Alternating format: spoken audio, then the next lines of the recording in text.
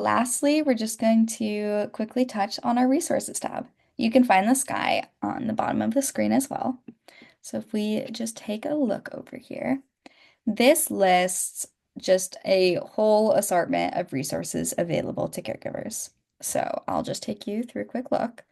Um, has some Team CarePal specific resources, such as like a little quiz on what caregiver type are you, if you're curious, and then Canadian resources for caregivers, which you can look through.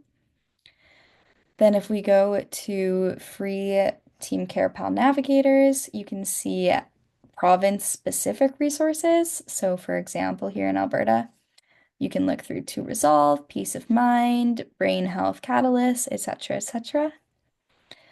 And then we also have a how to use Team CarePal app little reminder guide. So if there's specific things that you're curious about how to work, you can take a look through here. And then I'll just move on over to our supports tab.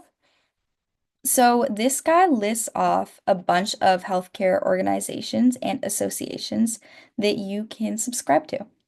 It really makes it easy to keep in touch with, up to date with, or um, like ask questions about lots of different associations. For example, I could head over to the Canterbury Foundation here, and I could press request subscription, and this would get me in touch with the Canterbury Foundation right here through the app. Yeah. All right. I think that concludes the app tour. I'll stop sharing.